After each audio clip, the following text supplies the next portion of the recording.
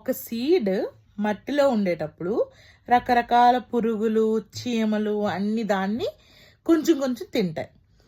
అది కొంచెం పెరిగి మట్టిలో నుంచి బయటకు వచ్చాక చిన్న చిన్న పక్షులు, కోళ్ళు ఇలాంటివన్నీ దాన్ని పొడుస్తూ మరో కొంచెం తింటాయి.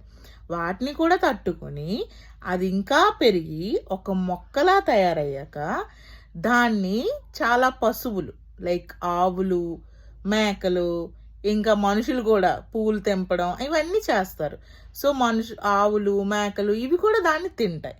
అవన్నీ తట్టుకొని దీంతో పాటు వర్షం, ఎండ, వాన, వేడి అన్నీ తట్టుకొని ఒక పెద్ద చెట్టులా పెరిగాక ఏ జీవరాశులైతే తనని బాధ పెట్టాయో, తన ఎదుగుదలను అడ్డుకున్నాయో వాటి అన్నిటికీ తను షెల్టర్ ఇస్తుంది కదా. ఇన్ ద సేమ్ వే మనం ఎదుగుతున్నప్పుడు ప్రతి స్టేజ్లో ఎవరో ఒకరు ఏదో ఒక విధంగా మనల్ని అడ్డుకుంటారు, మన ఎదుగుదలని ఆపడానికి ట్రై చేస్తారు. బట్ వన్స్ మనం సక్సెస్ అయ్యాక వాళ్ళు అందరూ మన షెల్టర్ని కోరుకుంటారు, మన హెల్ప్ని కోరుకుంటారు. సో మనకి స్ట్రగుల్ వస్తుంది, ఏదైనా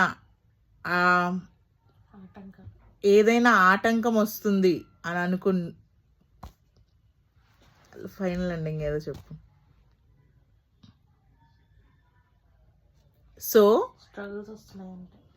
so let's hope one day ఏదో ఒక రోజు మనల్ని ఇబ్బంది పెట్టి బాధ పెట్టిన వాళ్ళ అందరూ మన సహాయాన్ని కోరుకునే స్టేజ్లో మనం ఉంటాం.